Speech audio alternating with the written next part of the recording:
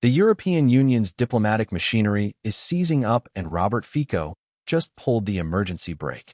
Replace Kaja Kallas immediately. That is the mandate coming out of Bratislava. The reason is not ideological. It is structural. The High Representative has overseen a systematic erosion of European strategic autonomy.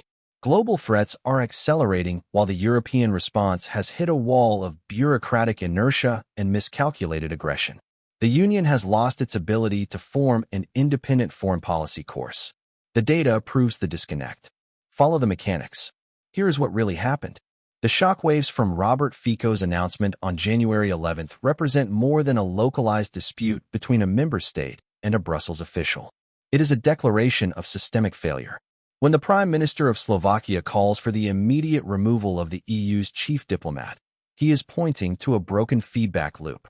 The High Representative is designed to be a bridge between 27 sovereign interests and a unified global stance.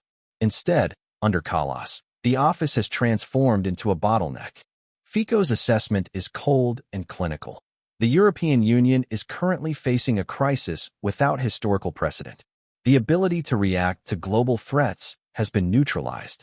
The independent foreign policy course has been cannibalized by external interests. The result is a union that speaks loudly but lacks the industrial and economic floor to support its rhetoric. The fundamental misstep in the current European trajectory lies in the decoupling of diplomacy from material reality.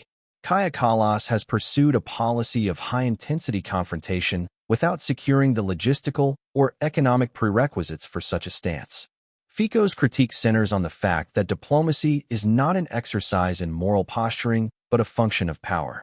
When the power base, energy, industry, and military capacity is in decline, the diplomacy must adapt or face irrelevance.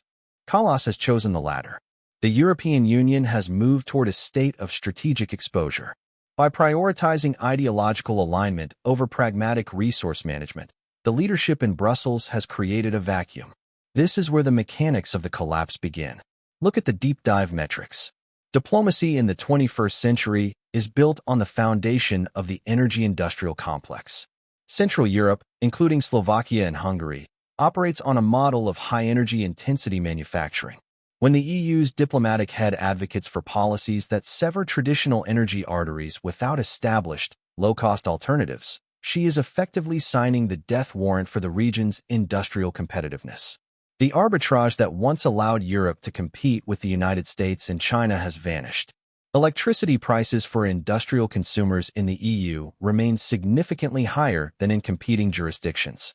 This is not just a market fluctuation. It is a systemic disadvantage engineered by a foreign policy that ignores economic gravity. Fico's warning that only the strong will survive, those strong in energy, army, and economy, is a direct indictment of the current Brussels leadership, which has presided over the weakening of all three pillars. The energy sector serves as the primary engine of sovereign strength. Slovakia's position is clear. Without energy security, there is no economic security. The shift toward expensive LNG imports and the abandonment of pipeline infrastructure has created a structural deficit. The High Representative's office has failed to mitigate these risks, focusing instead on escalatory rhetoric that provides no relief to the manufacturing sectors of Bratislava or Budapest. The ripple effects are everywhere. The European chemical, automotive, and metallurgical industries are in a state of managed retreat. Capital is flowing out of the Eurozone toward markets with more predictable energy costs and less volatile leadership. This is the calculated collapse of the European industrial base, triggered by a diplomatic leadership that views economic trade-offs as secondary to political signaling. The military dimension is equally fraught. Kallas has maintained a warrior persona, as noted by Viktor Orban. Yet the European military-industrial base remains fragmented and underfunded relative to the objectives being set by Brussels. You cannot run a Napoleonic foreign policy on a post-Cold War logistics budget. The mismatch between the EU's stated goals and its actual production capacity for munitions, armored vehicles, and air defense is a glaring vulnerability. Fico is highlighting the danger of this gap. When a diplomat pushes for escalation without the backing of a unified and robust military industry, they are inviting disaster. The European Union's inability to standardize defense procurement or to create a credible, independent security architecture has left it dependent on external actors. This dependency is the antithesis of the independent foreign policy course that Fico demands. The internal fragmentation of the EU is accelerating because the core and the periphery are no longer operating on the same logic. The Visegrad nations, or what remains of a sovereignist bloc, see the current leadership in Brussels as an existential threat to their national stability. Viktor Orban's comparison of Kallas to historical figures like Napoleon or Hitler is a hyperbolic reflection of a very real fear, that Brussels is once again attempting to centralize power through a state of permanent crisis. The irony is that this centralization is occurring at the exact moment the central authority has proven itself unable to solve basic problems of inflation, migration, and energy pricing. The system is cannibalizing its own members to maintain a facade of unity. The ripple effects of this leadership crisis extend into the financial heart of Europe. The euro's role as a global reserve currency is tied to the perception of the EU as a stable, rational actor. When the chief diplomat is seen as an agitator rather than a negotiator, the risk premium on European assets increases. We are seeing a divergence in bond yields and a tightening of fiscal space as member states are forced to choose between Brussels-mandated spending and national survival. Fico's strong survive doctrine is a pivot toward a more realist, mercantilist approach to statehood.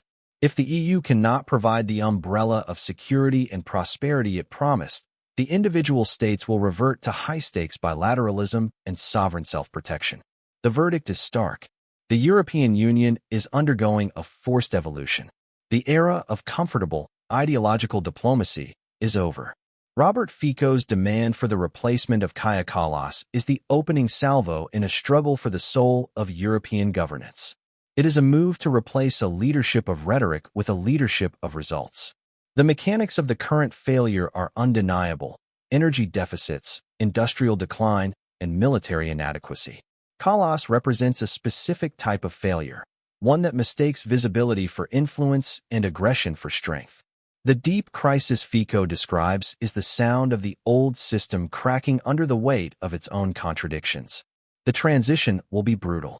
Only those who secure their energy foundations, rebuild their industrial cores, and ground their diplomacy in material reality will remain standing. The European Union must now choose between a leadership that acknowledges these facts and one that continues to ignore them until the collapse is complete. This is not a warning. It is an observation of a process already in motion. The replacement of the High Representative is not just a personnel change. It is a requirement for systemic survival.